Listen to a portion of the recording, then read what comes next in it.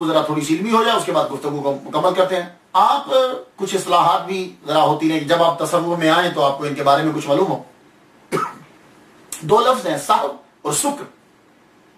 سہو اور سکر جو ہے، حضرت ابو یزید بستامی رحمۃ اللہ علیہ سکر کو ترجیح دیتے تھے سہو پر۔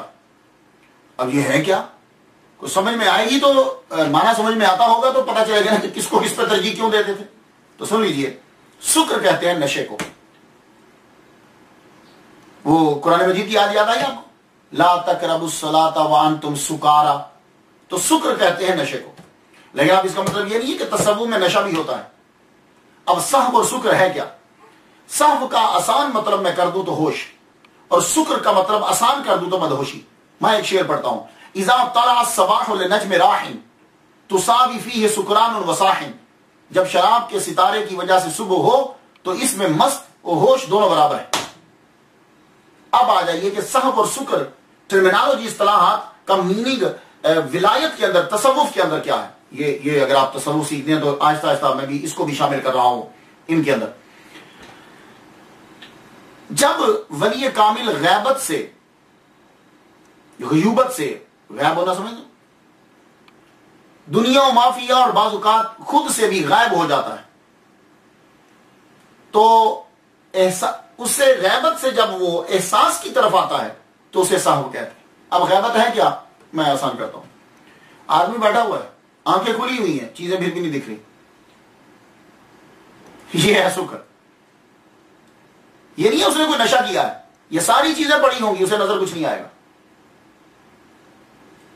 کیوں؟ اس لیے کہ وہ دیکھ رہا ہے پر دیکھ نہیں رہا، وہ اللہ تعالیٰ کی توحید کے سمندر میں غرق ہے۔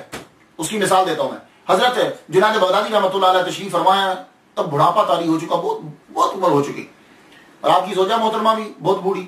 وہ اس وقت سر کے اوپر دوپٹہ نہیں تھا تو کنگھی فرما رہی تھی۔ حضرت شبلی رحمۃ اللہ علیہ، ابو بکر شبلی رحمۃ اللہ علیہ سیدھے اندر داخل آئے، بغیر اجازت کے اندر آ گئے، تو وہ فوراً سے چادر لینے لگی، تو آپ نے فرمایا رک جاؤ، یہ یہاں ہے ہی نہیں، کوئی ضرورت نہیں، یہ یہاں ہے ہی نہیں۔ حضرت شبلی رحمۃ اللہ علیہ حضرت جنید بغدادی کی بارگاہ میں بیٹھے رہے، باتیں سنتے رہے، ایک دم رونے لگے۔ آپ نے مڑ کے فرمایا اب لے لو، اب دوپٹہ لے لو، یہ واپس پلٹ آیا ہے۔ تو یہ ہے، وہ پہلے سکر میں تھے، اب سہو میں آ گئے۔ اب سمجھ گیا؟ یہ آسان سی مثال۔ تو سکر، آپ نے یہ کہا کہ سکر جو ہے یعنی دنیا کی طرف توجہ نہ دینا، خدا کی سوچ میں غرق رہنا، وہ کہتے ہیں یہ سکر جو ہے یہ افضل ہے۔ تو دلیل دیتے ہیں کہ داؤد علیہ السلام جو ہے وہ حالت سہو میں تھے، تو قاتل داؤد جالوتا، اس لیے اللہ تعالیٰ نے کہا کہ داؤد نے جالوت کو قتل کیا۔ لیکن محمد صلی اللہ علیہ وآلہ وسلم حالت سکر میں تھے، داؤد حالت سہو میں تھے، حضور حالت سکر میں تھے، یعنی رب کی محبت میں گم تھے۔ تو انہوں نے جو کنکریاں پھینکی تو رب نے کہا وما رمیت اذ رمیت ولکن اللہ رمی۔ لیکن حضرت جنید بغدادی رحمۃ اللہ علیہ کہتے ہیں کہ سہو جو ہوتا ہے وہ افضل ہوتا ہے سکر سے۔ خیر یہ تو بڑی ہستی ہیں، میں ان پہ گفتگو کیا کروں، آپ اتنا سن لیجئے، جس کو جس مقام پہ جو ملا اس کو وہی ٹھہرا، تو اس کے لیے وہی